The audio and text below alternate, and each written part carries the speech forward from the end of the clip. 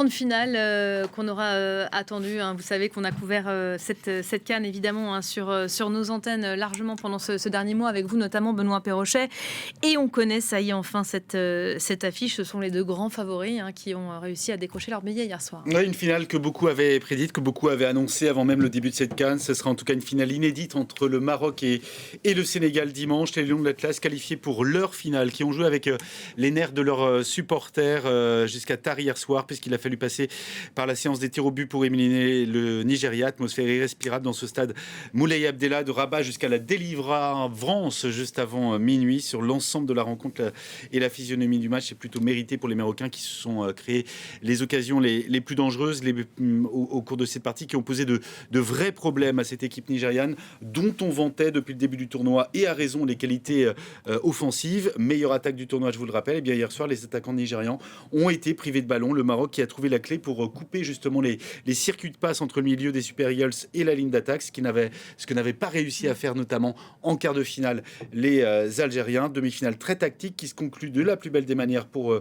le Maroc. C'est toujours un coup de dé, les tirs au but. La pièce est retombée du bon côté pour les Marocains et pour les hommes de Walid Regragui, que je vous propose d'écouter juste après en débrief de cette rencontre. C'est un vrai exemple de ce qu'est le football collectif. Aujourd'hui, pour moi, j'ai toujours dit, même dans les grands clubs, si on n'a pas des attaquants qui travaillent, si on n'a pas une équipe qui travaille, c'est compliqué d'aller gagner des titres. Et c'est à l'exemple un peu du Paris Saint-Germain, de Luis Enrique.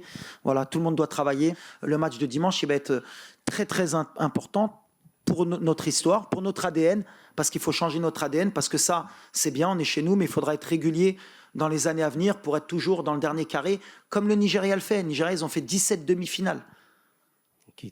Eux, ils sont réguliers, ils sont habitués. Nous, aujourd'hui, on n'était pas habitués à jouer une demi-finale. Eux, ils l'ont géré malgré le public, ils ont été sereins parce qu'ils sont habitués. Et nous, plus on va être réguliers dans ces derniers carrés, plus on aura des chances de gagner le Graal. Non, ça va pas le faire. Voilà, le Sénégal qui a sans doute moins puisé dans ses ressources pour se qualifier, même s'il aura aussi fallu attendre un peu quand même. Oui, alors c'est vrai, ça c'est résolu pour les Sénégalais dans le temps réglementaire. Les Lions de la Teranga beaucoup plus à l'initiative face à l'Égypte, qui s'est mise à jouer après l'ouverture du score de Sadio Mané à la 78e. Trop tard pour faire basculer cette demi-finale. Ça sera le score final. Donc 1-0, pas grand-chose à dire sur ce match, tant les Pharaons ont tenté d'appliquer leur plan de jeu minimaliste, cadenasser cette demi-finale le plus longtemps possible en espérant surprendre les Sénégalais en contre ou sur coup de pied arrêté, trop restrictif. Et on ne va pas se mentir, Elisabeth, c'est plus agréable d'avoir une équipe sénégalaise inventive et joueuse en finale. Sadio Mané, en zone mixte, interrogé par Samia Méteni, l'une de nos envoyées spéciales. Ouais, je pense qu'il n'y a pas de secret, c'est juste le travail. Et je pense qu'aussi, il faut un peu de chance. Comme aujourd'hui, on a eu un peu de chance aussi, il faut le reconnaître, même si dans l'ensemble, on méritait de gagner parce qu'on s'est créé pas mal d'occasions. Je pense que aussi on a été meilleur pendant 90 minutes. Donc, je dirais juste que c'est le travail dans le collectif. Voilà, et Sadio Mané qui a annoncé au micro de nos confrères de beIN Sport hier soir qu'il s'agirait bien dimanche de sa dernière finale de Coupe d'Afrique des Nations. Mané en pleine lumière, Salah de retour dans l'ombre. Ces deux hommes qui se connaissent très bien pour avoir évolué, vous le savez, ensemble du côté de Liverpool, qui se sont disputés ces dernières années le titre honorifique de meilleur footballeur africain.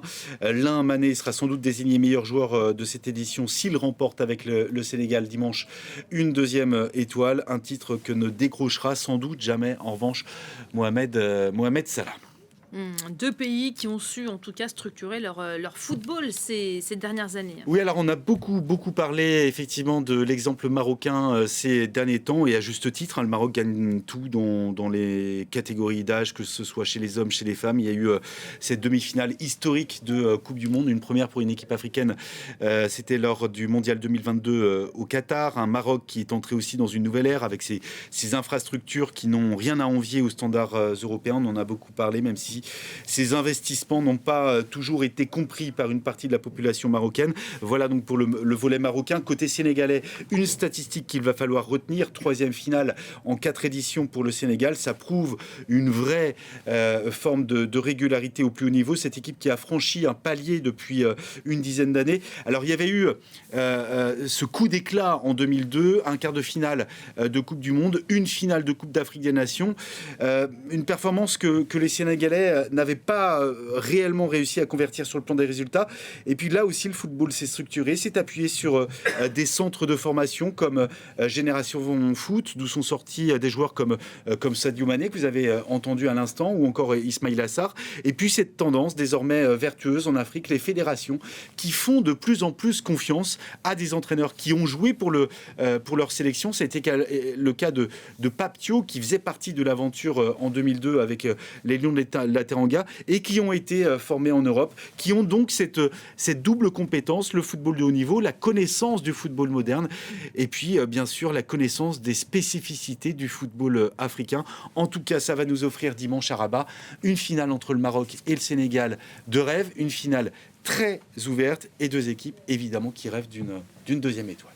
Voilà, on regardera évidemment. Le combat des lions. Voilà, on parlait, c'est peut-être Ça peut aussi marcher. Non, avec moi, Donald Trump. je me demandais simplement si les prisonniers politiques au Maroc avaient un poste de télé pour pouvoir regarder la finale, je ne sais pas. Bon, en tout cas, on sera évidemment tourné vers les écrans dimanche. Journée spéciale, évidemment, sur nos antennes. On me dit à l'oreillette, à juste titre, que les Français regarderont notamment les Sénégalais c'est l'un comment des ils jouent, les adversaires, Sénégalais voilà, dans le groupe.